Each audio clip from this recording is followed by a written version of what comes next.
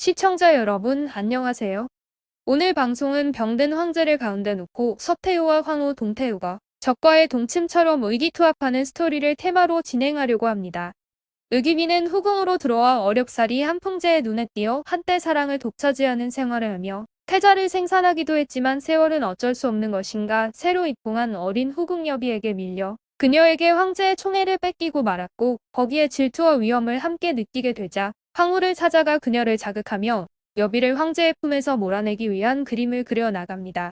사실 황후의 나이는 의귀비가 늦은 나이에 입궁을 한 탓에 의귀비보다 3살이나 어렸지만 조직에는 계급과 직급이 있는 법. 황후 자리를 꿰찬 그녀에게 머리를 조아리며 떠받들어 줄 수밖에 없는 것이 후궁들의 팔자인 것이죠.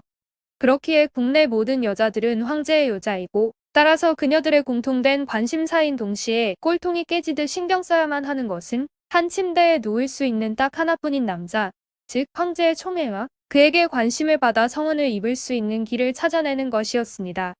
그러나 황제는 궁에서 남아도는 것이 후궁들인데 한 여자만을 줄창 총애할 리 없는 건 역시 당연했고 그렇기에 후궁 대표주자에 끼기 위해선 할 수 있는 모든 방법을 동원했는데 가장 중요한 것이 황제의 눈에 띌 수 있는 자리에 자주 얼쩡될 수 있어야 했고 후궁이라면 황후의 미움도 피해가며 살살거리는 가운데 황제의 눈에 띌 수 있는 기회를 잡아야만 했죠. 문제는 이렇게 하는 것이 공짜로 혹은 우연히 아니면 재수만 좋다고 되는 것이 아니라 그런 기회를 잡기 위해서 반드시 필요한 것들이 있는데 그것은 상황에 따라 그때그때 다르기에 일단 황제 근처에 가장 많이 드나드는 내시들을 구워 삶아야 했는데 그때 반드시 필요한 것은 돈 또는 돈이 될 수 있는 모종의 물건이었다는 건 당연한 것 아니겠어요?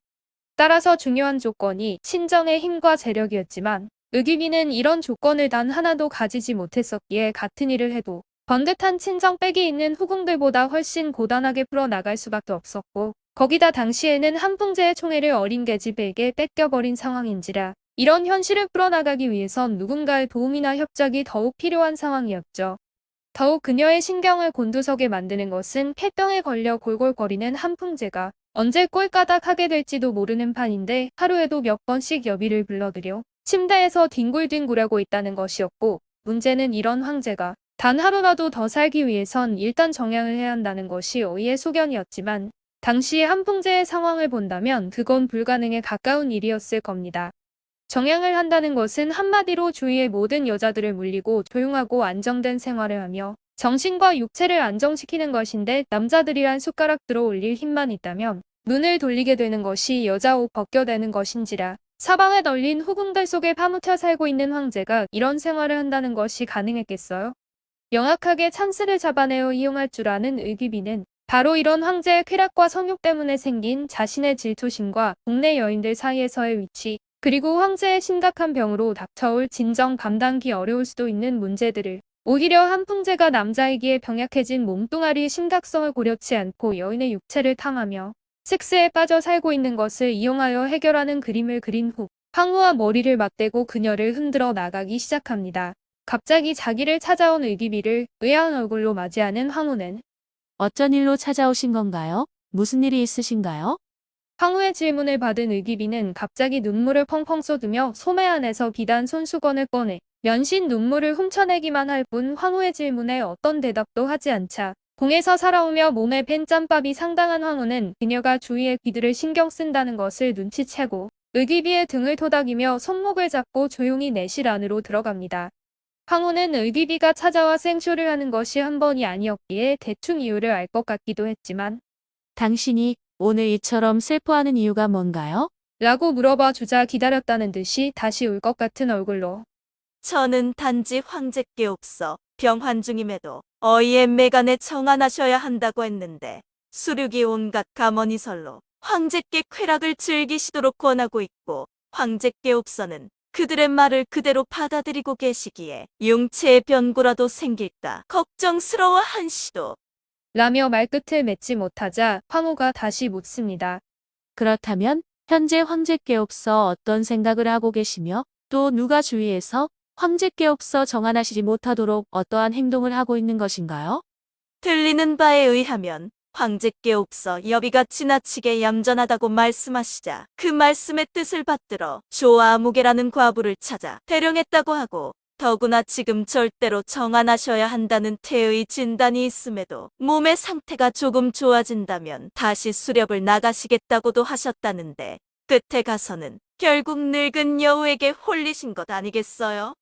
한마디로 한풍제는 여비가 너무 얌전하기 때문에 그녀와의 섹스는 재미를 느낄 수 없기 때문에 색정이 당한 조아무개라는 과부와 정열적이고 화끈한 섹스를 즐기고 있다는 의미심장한 말을 한 것이며, 만약 그 말이 사실이라면 그 조아무개라는 과부를 한풍제에게 붙여 세격의 방향을 설정해 준 것은 이치랑 재원과 정치랑 단화라는 인간들이라는 것이었습니다.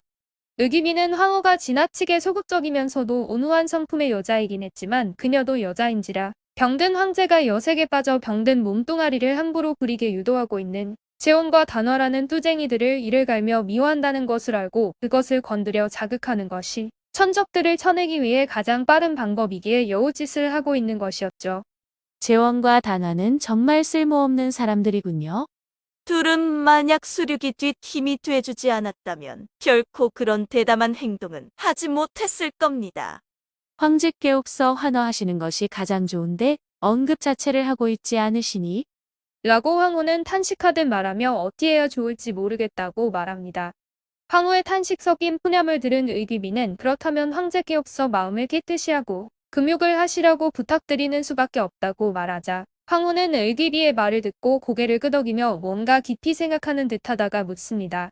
그럼 최근 들어 여비 외에 자주 황제의 침소에 불려가고 있는 후궁이 누구인가요? 의귀비는 황후가 자기가 원하는 쪽으로 마음이 움직이기 시작하는 것을 보며 이제 됐다고 생각하며 기다렸다는 듯이 대답합니다. 누구인가를 알아내는 건 간단한 일이죠. 경사방 관리에게 일지를 가져오도록 지시하면 당장 분명해질 것입니다. 의귀비의 말을 듣고 황후는 신복 북녀쌍이를 불러 경사방 책임자 태감인 진승문에게 일지를 보내라고 지시하자 잠시 후 그해 1월 초하룻날부터 기재된 실권의 일지가 황후에게 제출되었고 일지 안에는 황제가 후궁으로 들어간 지점부터 모든 생활과 침응, 음식 등의 모든 것이 빠짐없이 기록되어 있었죠. 황후는 경사방을 책임지고 있는 내시가 가져온 일지를 뒷부분부터 천천히 읽어 나가기 시작하였는데 바로 전날에도 여비가 2번이나 황제의 성욕을 채워준 것이 기록되어 있었고 오후에는 사후에서 밤에는 어서방에서 황제의 사모를 도와드린 것으로 기재되어 있었는데 술초 이각의 침궁에 들자 또 여비가 모신 것으로 기재되어 있는 것 아닌가. 2번째 페이지를 넘겼으나 그곳에도 후궁의 이름은 여비뿐이었고 그 뒤로도 어쩌다 한 번씩 기비나 완비가 부름을 받은 것으로 기재되긴 했지만 황제의 쾌락을 위해 몸공양을 한 후궁은 거의 여비였기 때문에 어쩌다 한 번 불려오는 후궁들은 그저 별식처럼 스쳐 지나가는 것이었기에 별 문제가 되지 않았지만 황후를 놀라게 한 것은 여비였죠.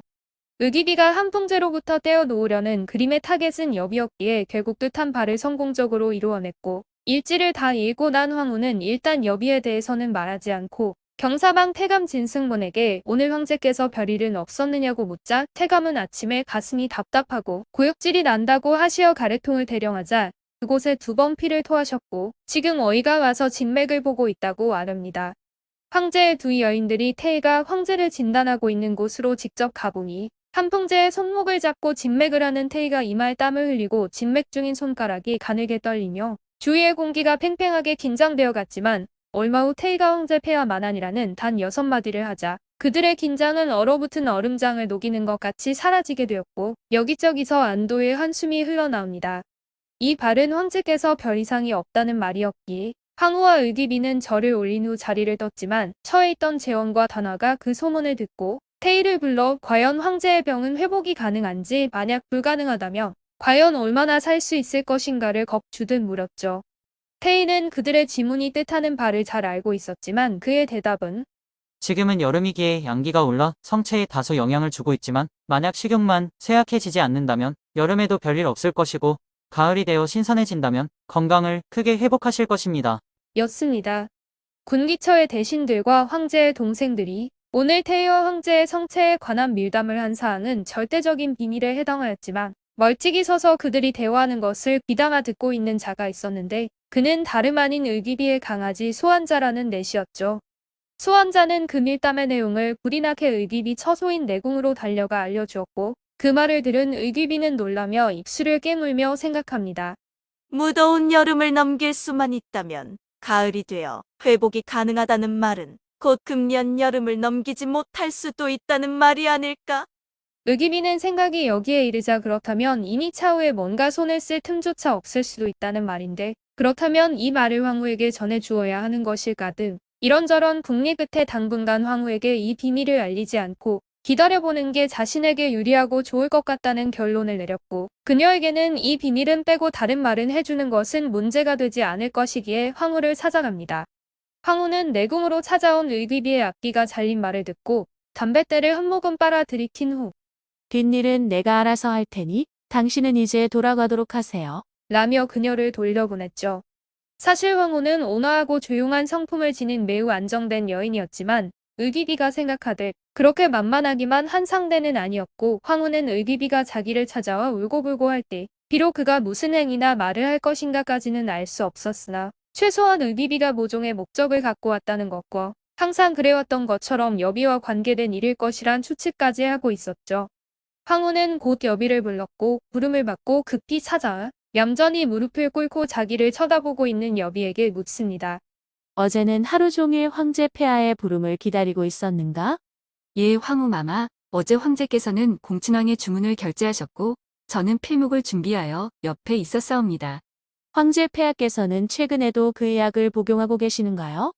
라고 물었는데 그 말은 요즘의 비아그라와 같이 남자들이 섹스를 위해 복용하는 약을 먹느냐는 말이었고 여비는 황후가 말한 약의 의미를 잘 알고 있었기에 애써 웃음을 지으며 얼굴이 붉어진 가운데 잘 모르겠다고 대답합니다. 항상 폐하를 곁에서 모시니 용체의 병상을 정직하게 말해주시게. 황제 폐하께서는 그야말로 뼈와 가죽만 남은 듯 수척해지신 상태 같사옵니다. 여비가 말하자 이 말은 황제의 병이 심각함을 암시한 말이었기에 황후는 암담한 표정을 지었죠. 그대는 좀 더 살이 있게 행동하여야 할 것이고 항시 황제 폐하의 용체를 소중히 여기셔야 하네. 절대로 하라는 대로 혹은 기분 내키는 대로 몸을 내맡기지 않는 것이 중요한 것일세. 저도 황제 폐하의 옥체가 소중하다는 것을 잘 알기에 수차례 간언을 드렸지만 폐하께서는 그 말에 곧 화를 내시며 저를 꾸짖으십니다. 라며 여비는 억울해합니다. 한마디로 황후는 여비에게 황제가 원해도 섹스를 가능한 하지 말라는 것이고 여비는 자기도 그렇게 하려고 했지만 황제가 화를 내기 때문에 어쩔 수 없이 그와 섹스를 할 수밖에 없었던 것이지 자기가 원했던 것은 아니었다는 항변을 한 것이었죠. 여비는 황후 앞에서 훌쩍거리며 소매 안에서 손수건을 꺼내 코를 가렸고 가지고 다니는 물건에도 꼼꼼히 신경을 쓰게. 이런 물건을 여기저기 흘리고 다니지 말도록 하게나. 라고 황후가 말하며 서랍에서 며칠 전 의비비가 가져온 자기의 손수건을 서랍에서 꺼내주자 순간 여비는 오늘 황후가 자기에게 한 훈계는 결국 모두 의비비의 시나리오였다는 것을 깨닫습니다. 지금은 황제라는 큰 바람막이가 있지만 만일 그가 쓰러져 버린다면 당장 황태후가 되는 의기비는 국내 여인들의 복과 화를 온갖 수단을 써서 자유자재로 만들어내는 것이 가능해질 것이고 그렇게 된다면 자기는 평생 고통 속에서 울며 살아갈 수밖에 없다는 것이 떠올라 온몸을 부르르 떨며 황후의 무릎에 엎드려 울음을 터뜨립니다. 여비는 눈물을 흘리며 황후에게 만약 황제가 꼴까닥한다면 자기도 그의 뒤를 따를 생각이니 그렇게 되면 부디 뒷일을 잘 부탁드린다고 말했지만 황후는 여비가 절대로 그럴 것이란 생각은 하지 않았고 만일 황풍제가 꼴까닥 해버리는 일이 벌어지면 의기비는 자기와 동률인 태후의 지위가 되므로 여비에게 별로 해줄 수 있는 것이 없게 되기에 여비에게 뭐니 해도 그대의 배가 버텨내야 할 걸세. 라고 여비의 가장 아픈 곳을 찌릅니다. 사실 여비는 의비비보다 일찍 순산을 했지만 낳은 것은 계집아이였고 늦게 순산한 의비비는 아들을 낳았기에 한풍제 사후의 입장은 크게 달라질 것이고 만약 여비가 곧 추단 애를 낳았다면 장래의 상황이 달라질 것이었고 황후도 여비도 얼마 후 한풍제의 꼴까닥 소리를 듣게 된 후에는 나머지 인생은 결코 편안하지만은 않을 것이 확실했죠.